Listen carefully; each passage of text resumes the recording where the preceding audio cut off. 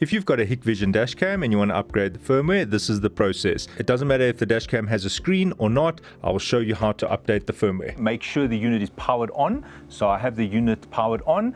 You need to have the Hikvision Dashcam app.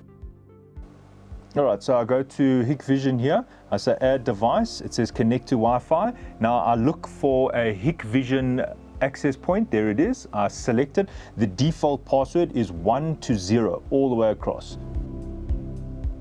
Just check it, that's what the password is. I say connect. All right, it's going to get an IP address. You may get a notice saying there's no internet. You must accept that, otherwise it doesn't often work.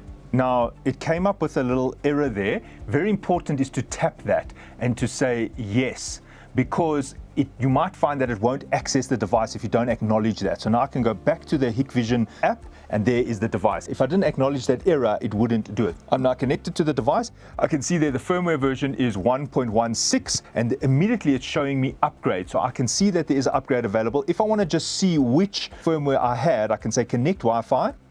I can go to settings. Right at the bottom here, I can say about device, and then I can say device information. I can see the firmware version was 1.16. So definitely needs an upgrade because the firmware version is much newer. So I just tap on firmware over there and I say okay.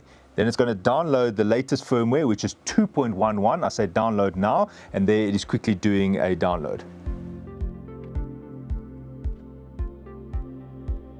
Right, once it's downloaded, you say okay.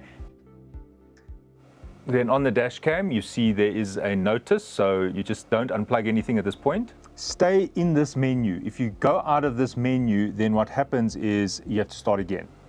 Right, it will reboot the device. You say okay, just give it some time. All right, so now I say connect Wi-Fi. All right, so there the firmware has been updated. If you have a different Hikvision Dashcam, you follow the same process. There is the version number of the firmware.